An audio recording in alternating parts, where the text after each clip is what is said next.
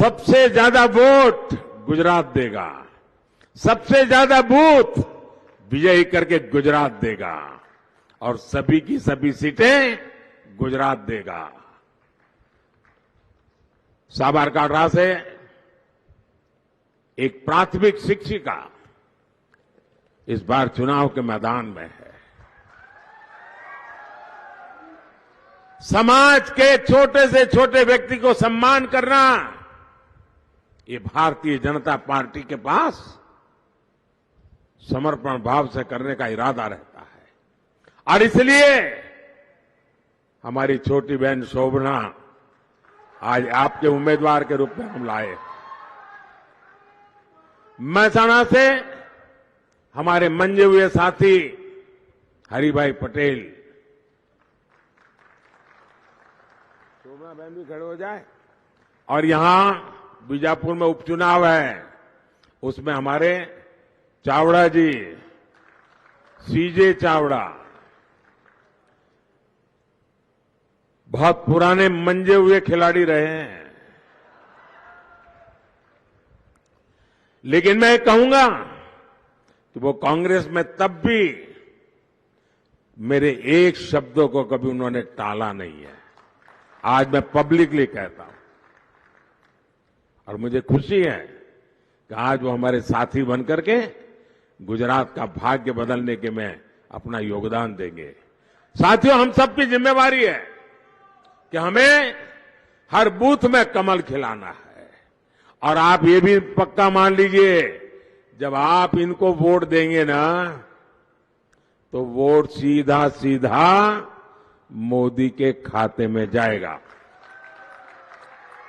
आपका हर वोट मोदी को मजबूत करेगा और आज पूरा देश बड़े विश्वास से कह रहा है, फिर एक बार, फिर एक बार, फिर एक बार। और एक बात आपको भूलनी नहीं है, यहां हमारे भूपेंद्र भाई गुजरात के विकास के लिए जो मेहनत कर रहे हैं, नम्रता के साथ, मृदुता के साथ, ये विजय गुजरात की विकास यात्रा को भी मजबूती देने वाला है और इसलिए भी, और भाइयों बहनों, मैं गुजरात का बहुत उज्जवल भविष्य देख रहा हूं। અને મારે પહેલા જે પહેલી વાર જે વોટર છે ને એમને જરા ખાસ વાત કરવી છે, જે લોકોને પહેલી વાર મત આપવા જવાનું છે, કારણ કે અત્યારે જે પહેલી વાર વોટ આપવા જશે ને એમને તો ખબર જ નહીં હોય કે એમના મા બાપ કેવી મુસીબતમાં જીવતા હતા। કાચા રોડ હોય, હોસ્પિટલ ના હોય, હોસ્પિટલ હોય તો ડોક્ટર ના હોય, હોસ્પિટલ હોય ડોક્ટર હોય તો દવા ના હોય। આ જે 18-20 વર્ષના જવાનિયાઓ છે ને એમને ખબર નહીં હોય કે એમના મા બાપ જૂની સરકારોમાં કેવી મુસીબતોમાં જીવતા હતા। જે 18-20 વર્ષના મતદાતાઓ છે એમને એ ખબર નહીં હોય કે આ મોદી સાહેબને તમે દિલ્હી મોકલ્યા એ પેલા દેશની શું દશા હતી।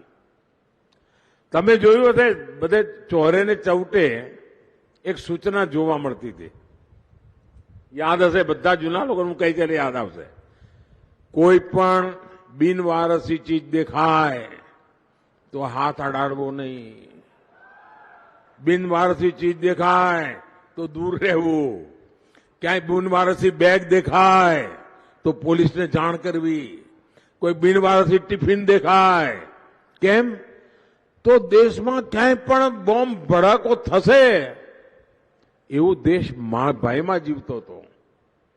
આ મોદી સાહેબને આયા પછી આ બિનવારસી બધું શું થયું ભાઈ? બંધ થઈ ગયું કે ના થઈ ગયું? એનો અર્થ એવો કે જે એ વૃત્તિના લોકો છે એમની વૃત્તિ નહીં ગઈ હોય, પણ એમને ખબર છે કે મોદી સાહેબ છે ત્યાં સુધી નહીં કરાય। અને એટલા માટે ભાઈઓ બહેનો, 18 વર્ષની ઉંમરના બાળકો જે છે ને, જવાનિયાઓ, એમને આ જોવા જેવું છે। તમે પહેલા છાપું ખોલો ને તો ભ્રષ્ટાચારના સમાચારો આવતા હતા. પહેલા જયારે છાપું કરો ને ભ્રષ્ટાચારના સમાચારો આવતા હતા. આટલા ગયા, આટલા લૂંટાયા, આટલા ગયા. આજે કયા સમાચાર આવે છે? આટલા પકડાણા, નોટો ગણતા ગણતા મશીન થાકી ગયા, એવું આવે છે. આવે છે કે નથી આવતું? હવે આ બધે પકડું તો પછી તકલીફ તો થાય ને ભાઈ. તો પછી મોદીને હટાવવા માટેના કારસા તો રચે કે ના રચે? તો મારી રક્ષા કોણ કરે? મારી રક્ષા કોણ કરે? કોણ કરે? અરે મારા દેશનો એક એક નાગરિક કરે. આ મારા ગુજરાતનો વાલો ભાઈ કરે, મારો બહેન કરે. ભાઈઓ બહેનો, એક જમાનો હતો, ઉમરગામથી અંબાજી સુધી આખા આદિવાસી પટ્ટામાં વિજ્ઞાનની શાળા જ નહોતી. બોલો, આ બધા આટલી બધી વાતો કરે છે ને આરક્ષણની, વિજ્ઞાનની શાળા જ નહોતી. તો આ મારો આદિવાસી છોકરો વિજ્ઞાનની શાળામાં ના ભણે તો એન્જિનિયર ને ડોક્ટર ક્યાંથી થાય ભાઈ? ગુજરાતમાં મોદી મુખ્યમંત્રી બન્યા પછી પહેલી વાર આદિવાસી પટ્ટાની અંદર વિજ્ઞાનની શાળાઓ શરૂ થઈ અને આજે તો મેડિકલ કોલેજો આદિવાસી પટ્ટામાં છે. આજે યુનિવર્સિટીઓ આદિવાસી પટ્ટામાં છે. વિકાસ કેમ કરાય? તમે વિચાર કરો સાહેબ. 4 કરોડ ઘર આપણે બનાયા. આંકડો નાનો નથી. ગરીબો જેની પાસે જિંદગીમાં 4 પેઢીથી પાકું ઘર નહીં જોયું હોય એવા પરિવારોને પાકું ઘર મળે ને. અહીંયા બધી પાકા ઘર જેને મળ્યા છે ને એ બહેનો આવીને મને હમણાં આશીર્વાદ આપ્યા. તમે જોયું હશે. આ પાકું ઘર મળે ને એટલે એના સપના પાકા થઈ જાય. જીવનમાં કંઈક કરવાની ઈચ્છા જાગે. છોકરાઓને ભણાવવાનું મન થાય. જિંદગી બદલાઈ જાય. અને તમને મારી વિનંતી છે, હું કહું એક કામ કહું, તમે કરશો? થાકીને જ ગયા ને? કરશો? એક કામ કરજો. આ ચૂંટણીમાં તમે ગામે ગામ જાઓ ને તો કોઈ ગામમાં 1-2 લોકો કદાચ તમને એવા મળે કે હજુ ઘર ના મળ્યું હોય. કારણ કે રહી ગયા હોય કામ. કેટલાકમાં ઘર મળ્યું હોય પણ હવે છોકરો જુદો રહેવા ગયો હોય, એને ઘર ના હોય. તો એમને કહેજો કે આપણા મોદીભાઈ આવ્યા હતા અને મોદીભાઈએ કહ્યું તમે ચિંતા ના કરતા, 3જી વખત સરકાર બનશે ને તમારું ઘર બની જશે. આ મારી ગેરંટી. કહી દેશો? જેના ઘરમાં ગેસનું કનેક્શન નહીં હોય મારા વતી તમે કહી જ દેજો. તમને કોરો ચેક આપી દીધો મેળો. તમે જ મારા માટે મોદી. કોઈને નળથી જળ કનેક્શન ના મળ્યું હોય કહી દેજો, 3જી ટર્મમાં પાક્કું. આપ વિચાર કરો. 2-3 કામો માટે હું તમને ધ્યાન દોરવા માંગુ છું. આપણે એક યોજના બનાવી છે. કોઈ પણ સમાજનો, કોઈ પણ વર્ગનો વ્યક્તિ, ગુજરાતનો કોઈ પણ વ્યક્તિ, ગુજરાતમાં રહેનારો કોઈ પણ વ્યક્તિ, તમારા ઘરમાં 70 વર્ષથી ઉપરના પિતા, માતા, કાકા, કાકી, નાના, નાની કોઈ પણ હોય, અને આજકાલ તો હોય છે જ, પરિવારમાં વડીલો હોય છે, પરંતુ ખાવા પીવામાં કોઈ છોકરાને તકલીફ ના પડે. મા બાપને ખવડાવે, પીવડાવે, શાંતિથી રાખે પણ ખરા. પણ જો બીમારી આવી જાય તો છોકરો ગમે તેટલી મહેનત કરતો હોય ને પણ એના ટાંટિયા ના મળે બિચારાના. કારણ કે એક બાજુ છોકરા મોટા કરવાના હોય, છોકરાની ચિંતા હોય, એમને ભવિષ્ય જોવાનું હોય. બીજી બાજુ મા બાપ માંદા પડી જાય તો શું કરવું? તો મોટો બોજ જે 35, 40, 50, 55 વાળી ઉંમરના ભાઈઓ છે એમના ઉપર પડે.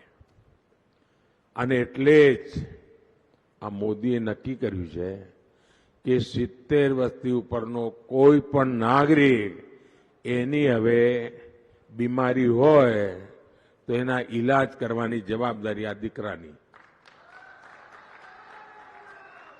એને હવે તમારે ખર્ચો ભોગવવાનો નહીં, એ જવાબદારી મોદીની.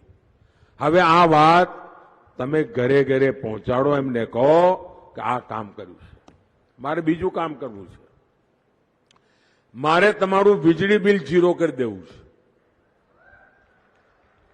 મારે તમારું પેટ્રોલનું બિલ 0 કરી દેવું છે. તમને થશે કે આ શું થયું છે આજે સાહેબને, પણ વાતો હવામાં નથી સાહેબ. આપણી પાસે યોજના છે. આપણે પીએમ સૂર્યઘર યોજના નક્કી કરી છે અને આ પીએમ સૂર્યઘર યોજના અંતર્ગત સરકાર 50, 60, 70 હજાર રૂપિયા જેવી જરૂરિયાત એટલા રકમ આપે છે અને તમારા ઘર ઉપર તમે સોલાર સિસ્ટમ ફિટ કરો અને તમે જે વીજળી પેદા કરો તમારે જોઈએ તમે મફતમાં વાપરો, 0 બિલ, અને વધારાની વીજળી સરકાર ખરીદશે, એમાંથી તમે કમાણી કરો. આજે તમે વીજળીનું બિલ ભરો છો, મોદી એવા દિવસો લાવશે કે તમે વીજળીમાંથી કમાણી કરશો. બોલો આનાથી બીજું ખોટું શું? ને મારી વાત સમજાય છે કે લાગતું નથી સમજતા હોય એવું? હે, આમ એકદમ ધ્યાનમગ્ન થઈ ગયા છો આજે. તમે વિચાર કરો, વીજળી બિલ મફત. બીજું મેં કહ્યું તમારું પેટ્રોલનું બિલ. હવે જમાનો ઇલેક્ટ્રિક વ્હીકલનો આવવાનો છે, એટલે તમારી પાસે સ્કૂટી હોય, સ્કૂટર હોય, કાર હોય, તો આજે તમને ઘરેથી નીકળો 100-200 રૂપિયાનું પેટ્રોલ ભરાવવું પડે. હવે ઇલેક્ટ્રિક વ્હીકલ આવશે એટલે તમારા ઘરમાં જ જે વીજળી છે, તમારું વાહન રાત્રે ચાર્જ થઈ જાય, સવારે નીકળી પડો, 1 રૂપિયાનો પણ તમને પેટ્રોલનો ખર્ચો નહીં. હવે તમે મને કહો કે આ દેશનો જે મધ્યમ વર્ગ છે એનું જીવન કેટલું બદલાઈ જશે, અને એ પૈસા પોતાના પરિવારના કલ્યાણ માટે, પરિવારના સપના પૂરા કરવા માટે કેટલા બધા વાપરી શકશે. આપ જુઓ, ગુજરાત ગર્વ કરે. આજે દુનિયાનું સૌથી મોટું સ્ટેચ્યુ ક્યાં? દુનિયાની સૌથી મોટી ઓફિસની એરિયા કોનો? સુરતનો. દુનિયામાં સૌથી મોટું સ્ટેડિયમ ક્યાં? આ તાકાત છે ગુજરાતની ભાઈ.